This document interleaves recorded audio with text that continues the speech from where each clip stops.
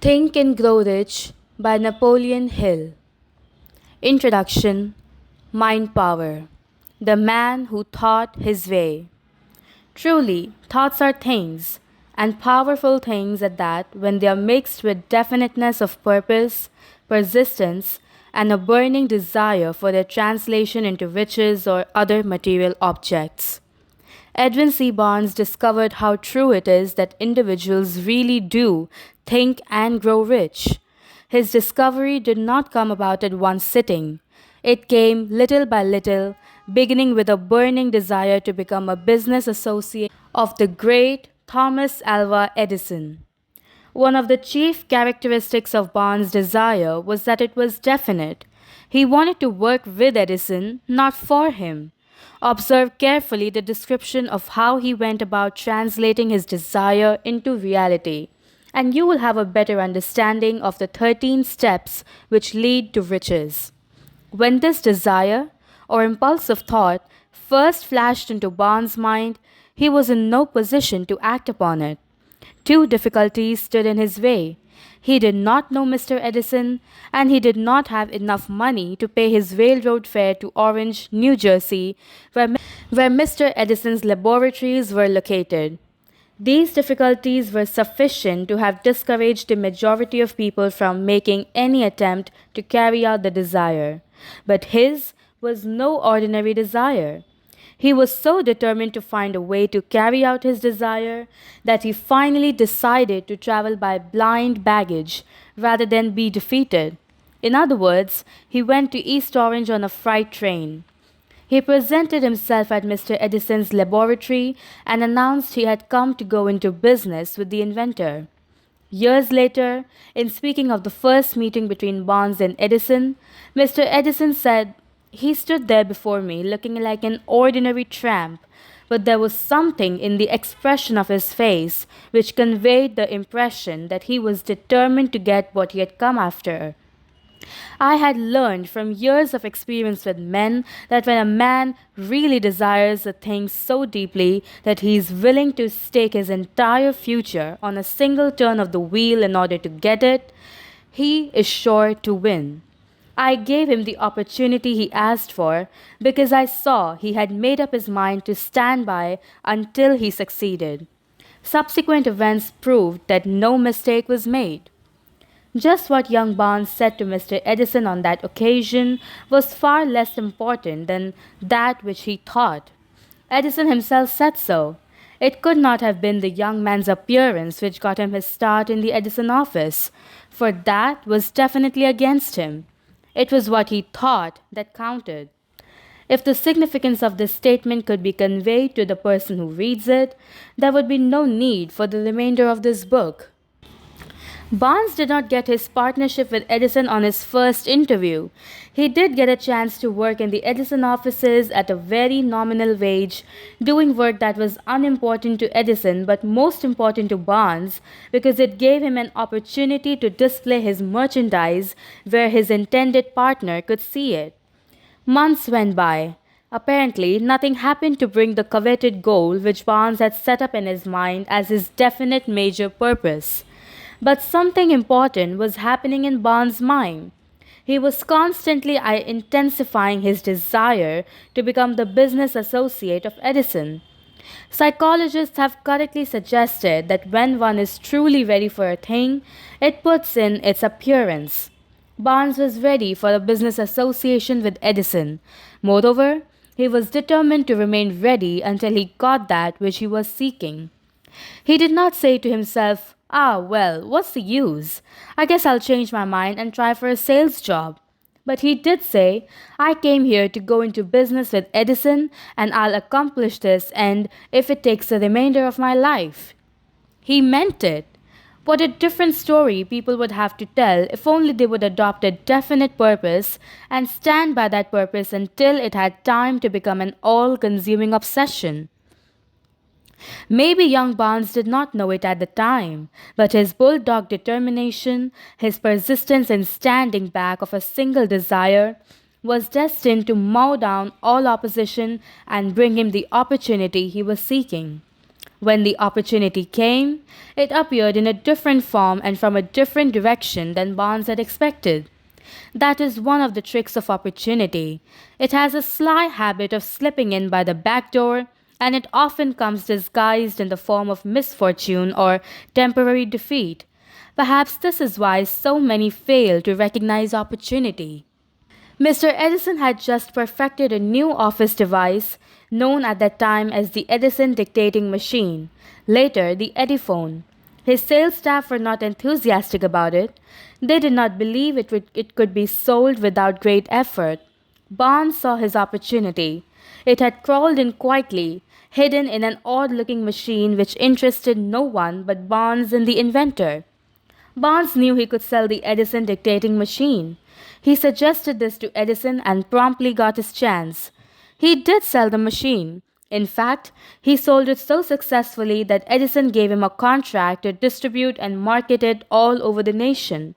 Out of that business association grew the famous slogan, made by Edison and installed by Barnes.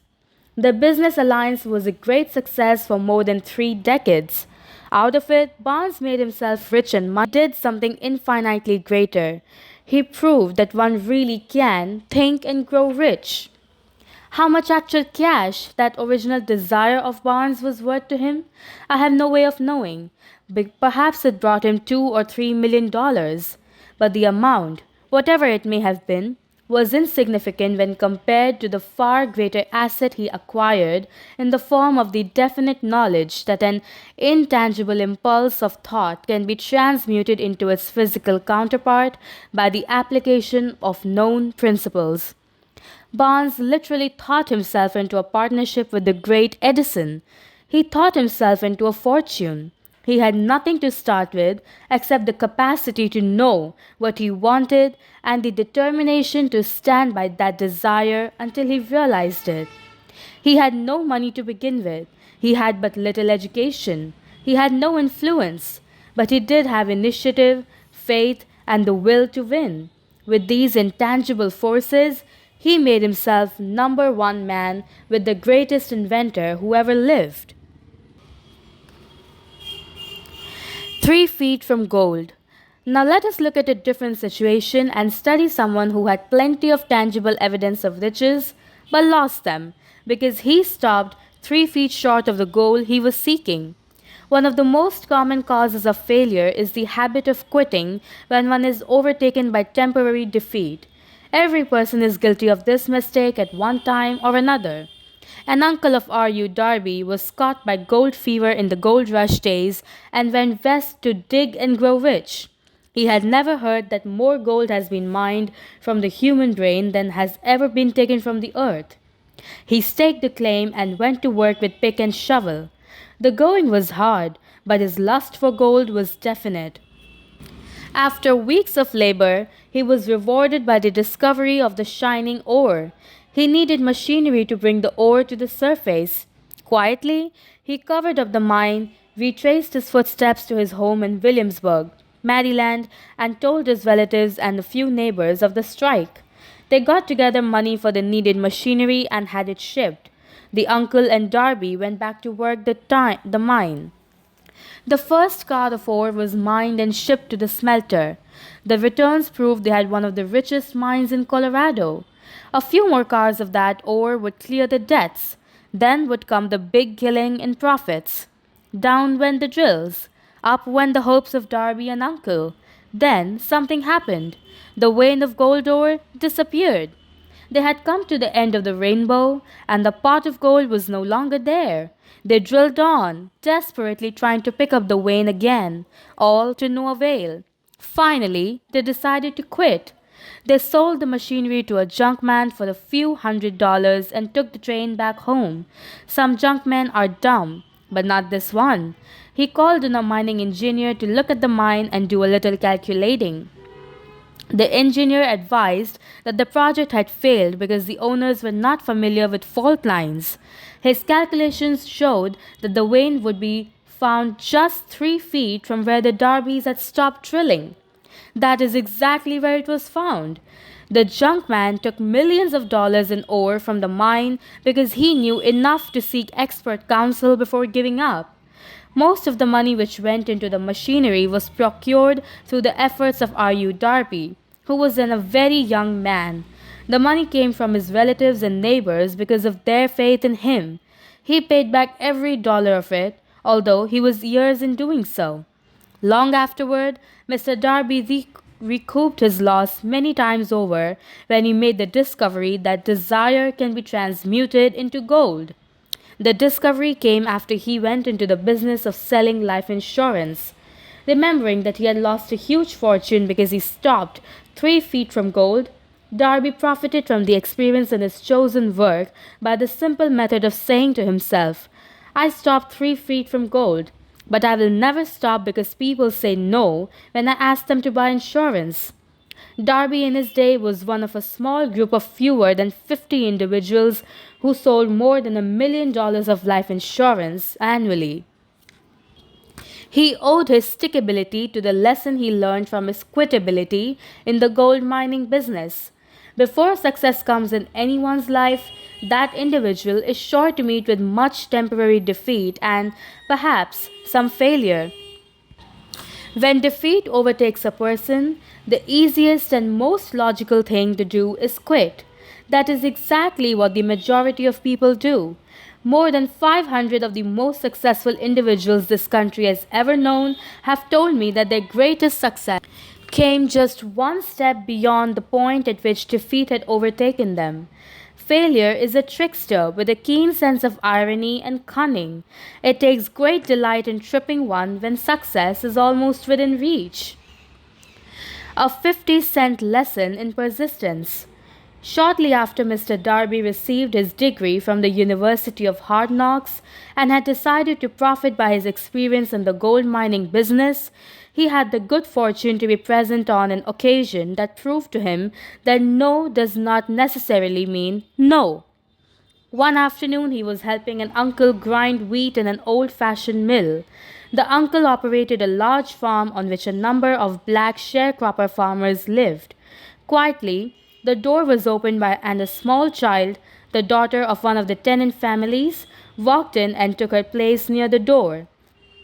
The uncle looked up, saw the child, and barked at her roughly. What do you want? Meekly, the child replied, My mamma say to send her 50 cents. I'll not do it, the uncle retorted. Now you run on home. Yes, sir, the child replied, but she did not move. The uncle went ahead with his work, so busily engaged that he did not pay enough attention to the child to observe that she did not leave. When he looked up and saw her still standing there, he yelled at her, I told you to go on home. Now go, or I'll take a switch to you. The little girl said, Yes, sir, but she did not budge an inch. The uncle dropped the sack of grain he was about to pour into the mill hopper, picked up a barrel stave, and started toward the child with an expression on his face that indicated trouble. Darby held his breath. He was certain he was about to witness a horrible beating. He knew his uncle had a fierce temper. In those days, poor children, especially sharecropper children, simply were not allowed to exhibit such overt defiance. When the uncle reached the spot where the child was standing, she quickly moved forward one step, looked up into his eyes, and screamed at the top of her shrill voice, My mama's gotta have that 50 cents. The uncle stopped, looked at her for a minute, then slowly laid the barrel stave on the floor, put his hand in his pocket, took out a $50, and gave it to her. The child took the money and slowly backed toward the door, never taking her eyes off the man she had just conquered. After she had gone, the uncle sat down on a box and looked out the window into space for more than 10 minutes. He was pondering, with awe, the whipping he had just taken. Mr. Darby, too, was doing some thinking.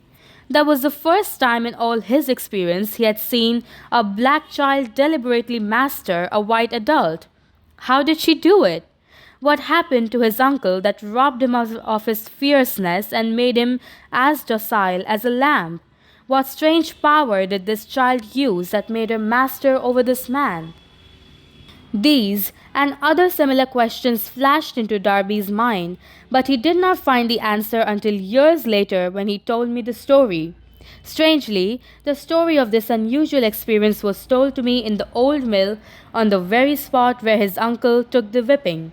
Strangely, too, I had devoted nearly a quarter of a century to the study of that same power which enabled a small, illiterate, sharecropper's child to conquer a powerful figure of authority. As we stood there in that musty old mill, Mr. Darby repeated the story of the unusual conquest and finished by asking, "What can you make of it? What strange power did that child use that so completely whipped my uncle?" The answer to his question will be found in the principles described in this book. The answer is full and complete. It contains details and instructions sufficient to enable anyone to understand and apply the same force which the little child stumbled upon accidentally. Keep your mind alert, and you will observe exactly what strange power came to the rescue of the child. You will catch a glimpse of this power in the next chapter. Somewhere in this book, you will find an idea that will quicken your receptive powers and place at your command, for your own benefit, this same irresistible power. The awareness of this power may come to you in the first chapter, or it may flash into your mind in some subsequent chapter. It may come in the form of a single idea, or it may come in the nature of a plan or a purpose. Again, it may cause you to go back into your past experiences of failure or defeat and bring to the surface some lesson by which you can regain all that you lost through defeat.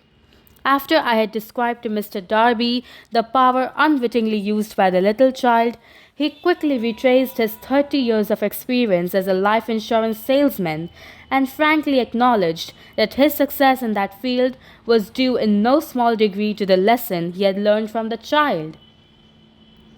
Mr. Darby pointed out, every time a prospect tried to bow me out without buying, I saw that child standing there in the old mill, her big eyes glaring in defiance, and I said to myself, I've gotta make this sale. The better portion of all sales I have made were made after people had said no. He recalled, too, his mistake in having stopped only 3 feet from gold, but that experience, he said, was a blessing in disguise. It taught me to keep on keeping on, no matter how hard the going may be, a lesson I needed to learn before I could succeed in anything. The story of Mr. Darby, his uncle, the child, and the gold mine doubtless will be read by hundreds of men and women who make their living in sales. To all of these, I wish to offer the suggestion that Darby owed to these 2 experiences his ability to sell more than $1 million of life insurance every year, an incredible feat in his day. Life is strange and often imponderable. Both its successes and its failures have their roots in simple experiences. Mr. Darby's experiences were commonplace and simple enough, yet they held the answer to his destiny in life. Therefore, they were as important to him as life itself. He profited by these 2 dramatic experiences because he analyzed them and found the lesson they taught. But what of the person who has neither the time nor the inclination to study failure in search of knowledge that may lead to success? Where and how is that individual to learn the art of converting defeat into stepping stones to opportunity? To answer these questions, this book was written. The answer calls for a description of 13 steps or principles, but remember as you read, the answer you may be seeking to the questions which have caused you to ponder over the strangeness of life may be found in your own mind, which through some idea, plan, or purpose which may spring into your mind as you read. One sound idea is all that one needs to achieve success. The principles described in this book contain the best and the most practical of all that is known concerning ways and means of creating useful ideas. Before we go any further in our approach to the description of these principles, I believe you are entitled to receive this important suggestions. When riches begin to come, they come so quickly, in such great abundance, that one wonders where they may have been hiding during all those lean years. This is an astounding statement, and all the more so when we take into consideration the popular belief that riches come only to those who work hard and long. When you think when you begin to think and grow rich, you will observe that riches begin with a state of mind, with definiteness of purpose, and with little or no hard work. You and every other person ought to be interested in knowing how to acquire that state of mind which will attract riches. I spent 25 years in research, analyzing thousands of people because I too wanted to know how wealthy people become that way. Without that research, this book could not have been written. Here, take notice of a very significant truth. The Great Depression started in 1929 and continued on to an all-time record of economic destruction until sometime after President Franklin D. Roosevelt entered office. Then, the Depression began to fade into nothingness. Just as an usher in a theater raises the light so gradually that darkness is transmuted into light before you realize it, so did the spell of fear in the minds of people gradually fade away and become faith. Observe closely that as soon as you master the principles of this philosophy and begin to follow the instructions for applying those principles, your financial status will begin to improve and everything you touch will begin to transmute itself into an asset for your benefit. Impossible? Not at all. One of the main weaknesses of the human race is the average person's familiarity with the word impossible. People know all the rules which will not work. They know all the things which cannot be done. This book was written for those who seek the rules which have made others successful and who are willing to stake everything on those rules. A great many years ago, I purchased a fine dictionary. The first thing I did with it was to turn to the word impossible and neatly clip it out of the book. That would not be an unwise thing for you to do. Success comes to those who become success conscious. Failure comes to those who indifferently allow themselves to become failure conscious. The object of this book is to help all who seek it to learn the art of changing their minds from failure consciousness to success consciousness. Another weakness found in altogether too many people is the habit of measuring everything and everyone by their own impressions and beliefs. Some who read this will believe that no one can think and grow rich. They cannot think in terms of riches because their thought habits have been steeped in poverty, want, misery, failure, and defeat. These unfortunate people remind me of a prominent Asian who came to America when he was a student to be educated in American ways. He attended the University of Chicago. One day, President William Rainey Harper met this young man on the campus, stopped to chat with him for a few minutes, and asked what had impressed him as being the most noticeable characteristic of the American people. "Why," the student exclaimed, "your eyes! What does the typical Caucasian say about people of Asian descent?" We refuse to believe, or we think odd, that which is not familiar or which we do not understand. We foolishly believe that our own limitations are the proper measure of limitations. Sure, another person's eyes may appear different because they are not the same as our own. Millions of people look at the achievements of highly successful entrepreneurs such as Henry Ford after they have arrived and envy them because of their good fortune or luck or genius or whatever it is that they credit for the entrepreneur's fortunes. Perhaps one person in every 100,000 knows the secret of entrepreneurial success, and those who do know are too modest or too reluctant to speak of it because of its simplicity. A single event will illustrate the secret perfectly. One day, Ford decided to produce his now famous V8 automobile engine, one of the most successful developments in the history of the automobile industry. He chose to build an engine with the entire 8 cylinders cast in one block, and it instructed his engineers to produce a design for the engine. The design was placed on paper, but the engineers agreed to a man that it was simply impossible to cast an 8-cylinder gas engine block in one piece. Ford said, "Produce it anyway." But, they replied, "It's impossible." "Go ahead," Ford commanded, "and stay on the job until you succeed, no matter how much time is required." The engineers went ahead. There was nothing else for them to do if they were to remain on the Ford staff. 6 months went by. Nothing happened. Another 6 months passed, and still nothing happened. The engineers tried every conceivable plan to carry out the orders, but the thing seemed out of the question. Impossible. At the end of the year, Ford checked with his engineers, and again they informed him they had found no way to carry out his orders. "Go right ahead," said Ford. "I want it, and I'll have it."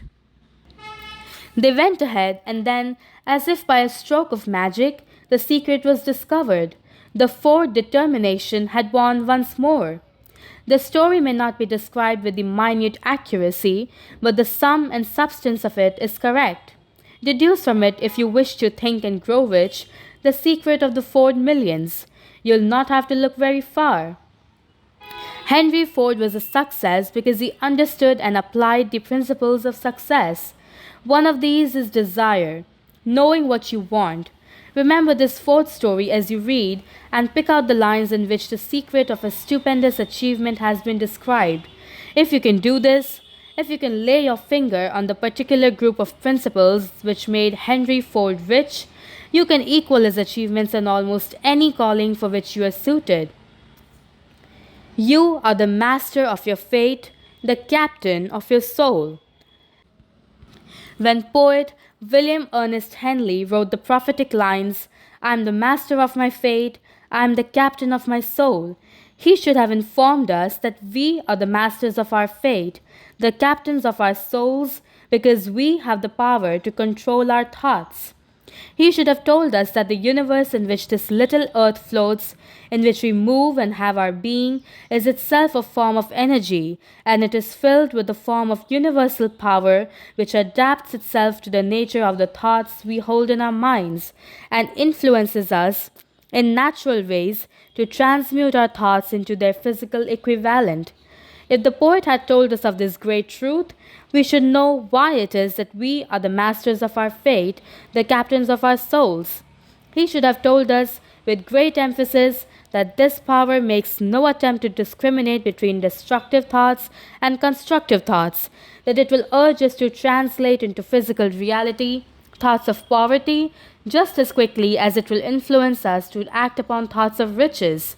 He should have told us, too, that our brains become magnetized with the dominating thoughts we hold in our minds, and that by means which no one fully understands, these dominating thoughts, like magnets, attract to us the forces, the people, the circumstances of life which harmonize with the nature of our dominating thoughts.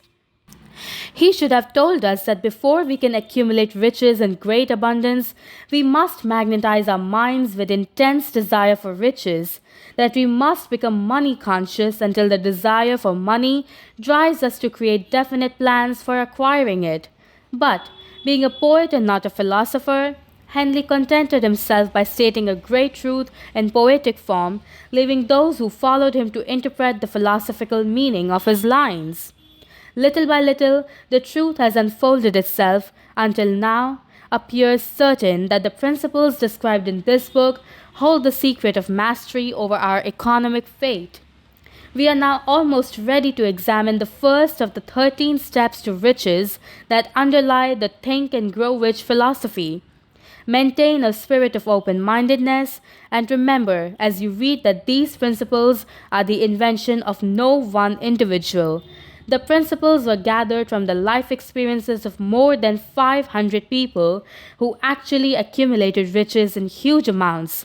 People who began in poverty, but with little education, without influence. The principles worked for these individuals. You can put them to work for your own enduring benefit. You will find it easy, not hard to do.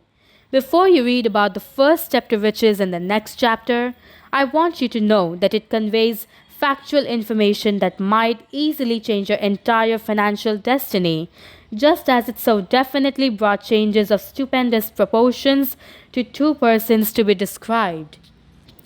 I want you to know also that the relationship between these two individuals and myself is such that I could have taken no liberties with the facts even if I had wished to do so.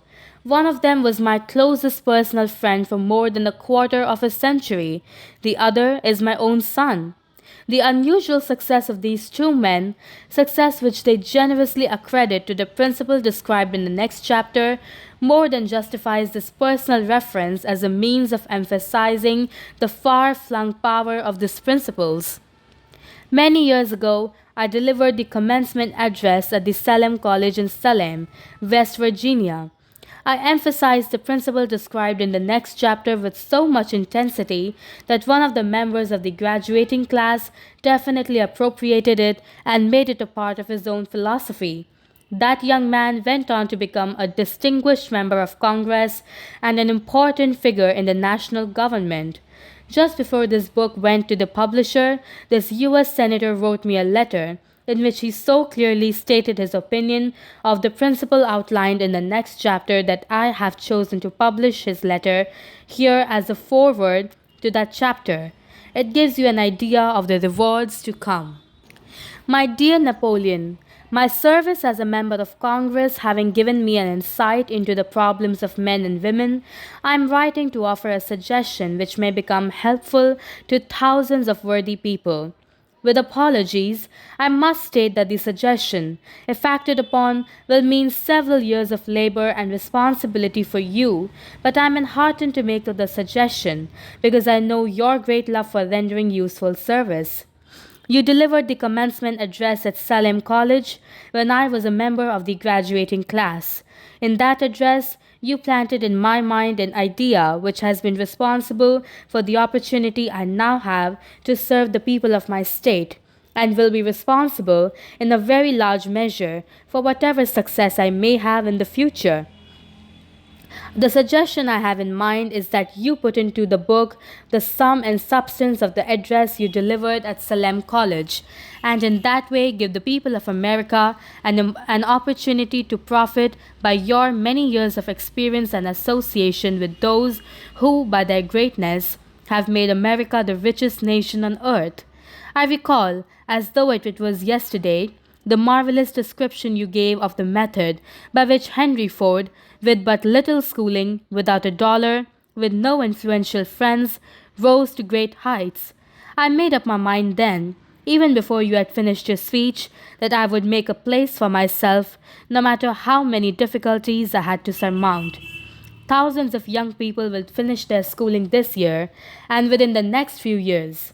Every one of them will be seeking just such a message of practical encouragement as the one I received from you. They will want to know where to turn, what to do, to get started in life. You can tell them, because you have helped to solve the problems of so many, many people. If there is any possible way that you can afford to render so great a service, may I offer the suggestion that you include with every book one of your personal analysis charts, in order that the purchaser of the book may have the benefit of a complete self-inventory, indicating, as you indicated to me years ago, exactly what is standing in the way of success. Such a service as this, providing the readers of your book with a complete, unbiased picture of their faults and their virtues, would mean to them the difference between success and failure. The service would be priceless. Millions of people are now facing the problem of staging a comeback, and I speak from personal experience when I say, I know these earnest people would welcome the opportunity to receive your suggestions for the solution. You know the problems of those who face the necessity of beginning all over again. There are thousands of people in America today who would like to know how they can convert ideas into money. People who must start at scratch, without finances, and recoup their losses. If anyone can help them, you can. If you publish the book, I would like to own the first copy that comes from the press, personally autographed by you. With best wishes, believe me, cordially yours, Jennings Randolph. With that commencement address that had kindled in Senator Jennings Randolph as he was about to set out an adult life was his first real understanding of the enormous power of desire, the first step to riches.